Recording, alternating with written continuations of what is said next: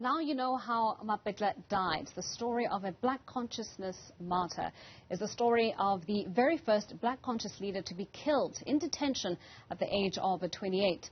Mapetla Mohapi was killed a year before Steve Biko following the wave of the 1976 student uprisings in Soweto, and happened to be Biko's closest comrade at the time. Mohapi's murder has also gone unknown for many years, and now historian and author Zikhona Valela tries to put the pieces together by uncovering the hidden history of the liberation movement by telling the story. She joins us now to speak more about this book. Zikhona, thank you so much for your time, and thank you for joining us on the Weekend Report this morning. Talk to us about what drew you to Mapetla Mohapi's story, because as I mentioned there in the intro, I think he was a victim of, that historical erasure that we often see in the recording of history. So what drew you to his story and compelled you to make it known to everyone? First of all, good morning, and good morning to everybody tuned in.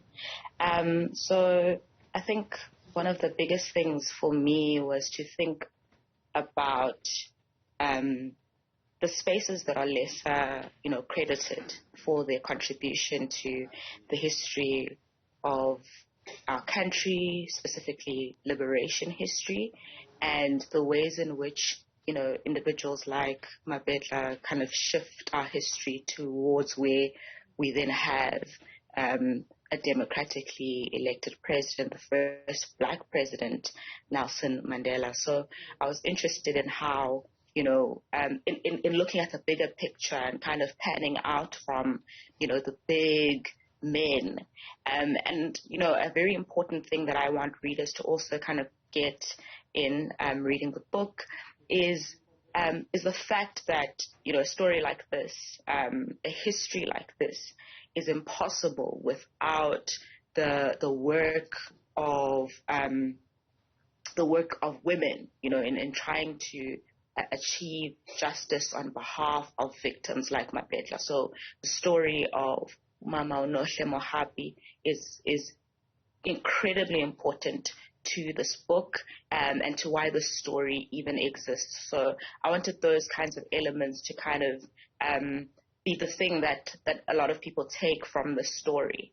I'm from Eqonce, and this is where Mapetla worked. This is where he spent most of his time organizing when the Black Consciousness Movement kind of opened its branch in this town, the Leopold Street offices. So it was important also as, in bringing this smaller space and the smaller town into focus as being part of a bigger tapestry of the liberation movement. Mm. Talk to us about the struggles that I'd imagine you went through in writing this book. I mean, this is essentially a story of an individual who hasn't formed part of the grander story that is Steve Biko. He, of course, as you've described, was almost in the periphery, although he was a close comrade and he was a close friend and a massive contributor to the Black Conscious movement at the time. He is in the periphery, so I'd imagine it was hard to get records of Mapetla Mohapi, to get the retelling of his story from people who knew him, who are still alive today. So just tell us how that journey was, piecing the story together. Yeah, I mean, it wasn't easy because, I think because of the silences, because of the lies that still remain around how Mapetla died, a lot of people, not necessarily open to speaking about it, which is an important reminder for anyone that is dealing with a history like this, that, it's not just an event. Many lives were changed. Mapetla has 2 daughters who are in their 40s now today and were very, very young when their father died. Babies, basically. So, you kind of have to treat it with the utmost sensitivity. And also, I think, at the time, this was a very incredibly big story because it made history. The police had to provide some evidence, something that had never been done before. proving that this man had indeed taken his own life. So I think, over time, because our history, or the way it's written is done so in kind of a lazy way, which focuses on specific individuals belonging to a very specific political party, you then get this story, kind of falling on the wayside. So I think the biggest challenge was obviously over time, the sense of, I don't know, like the sense of Mapetla having been disappeared. And so I think the book then had to rely a lot on interviews. I was fortunate to, in the midst of there not being that many people willing to speak to me, I was fortunate to have a lot of key players kind of having a conversation with me, Bishop Bumlwana, who worked closely both with Mapetla and Steve Biko, and Mapetla Mpele, Dr. Professor Harry Nengwekulu, Mr. Lyman Mabasa, who were individuals that worked very closely with Mapetla, who were recruited by Mapetla. So I was fortunate that those who were willing had quite a substantial experience of knowing him and of working with him, of doing life with him at the time. People like Mr. Tera Lukota, who went to university with Mapetla. So those were very important people who helped piece together the elusive details of this man's life together with the family. Now, we know, Zikhona, that a lot of deaths in detention that took place during apartheid were shrouded in injustice, obviously. They could never come to light, the truth of what really happened.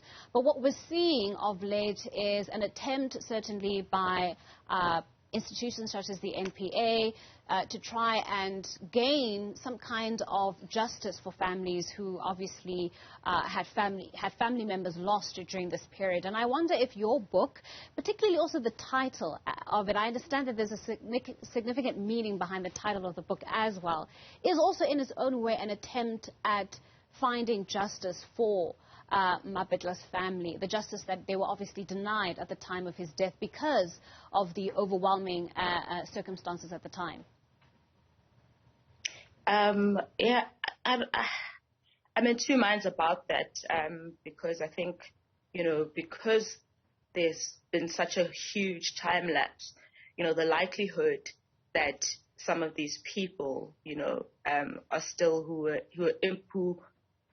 likely murdered him, are alive. It's kind of unlikely. And I think for families, there is that element of wanting to have these, killers prosecuted. And so I don't particularly know what justice might look like in the wake of such a huge time lapse. Mam Nohle, she was the first person to testify to the TRC when it opened on 15 April 1996, and not a single person came forward to admit to the fact that this man, her husband, had been killed. So there's also the fact that the amnesty window is closed since the TRC concluded, almost 20 years ago. So I think, or a little over 20 years ago, rather. So I think it's going to be a very murky thing. I think the least that the state can do, as my book kind of alludes to, is to at least correct it, knowing what we know about apartheid, knowing what we know about the kind of, unlimited use of force that the police were allowed to kind of use. I think just simply setting the record straight, knowing what we know based on the pathology reports, knowing what we know based on what was testified to, and the fact that, various arms of government at the time colluded to conceal the truth. I think just simply stating that, or undoing the official record that no one could be held responsible, I think would be the step in the right direction. But in terms of prosecution, because I think in terms of particularly this family, it wants justice, it wants prosecution for perpetrators. But how that looks like is uncertain to me, considering the possibility that many of these people might firstly not come forward if they're alive, or the fact that they might actually be dead. Well, with all of that in mind, the hopes and dreams of the family, in obviously sharing this story with you, with South Africans and anybody else who picks up the book, what are you hoping readers will get out of reading now you know what happened to Mapetla, or now you know how Mapetla died, rather? I'm hoping that, among the things that I'm hoping for is just, a sense of really deep empathy for families like the Mohapi family who lost such an important member of their family, father, husband, brother, son. I'm hoping for that deep sense of empathy in terms of the story, and for people to also see that he's also more than his death, that there are layers of his life, there are layers to this human being, and and the work that he did, both as a social worker and as a member of the Black Consciousness movement. I'm also hoping that people get a real sense of the role that Mam Nohle played in refusing to accept the lies of the apartheid state, and just the ways in which we kind of have the story because of her. I could go on, but of course, time is not necessarily on our side. But I think those are primarily the things that I hope readers get out of this book. All right, Zikhona, thank you so much. We are going to leave it there. Thank you for joining us on the Weekend Report this morning. That was, of course, author and historian Zikhona Valela giving us the latest there on her written book, Now You Know How Mapetla Died.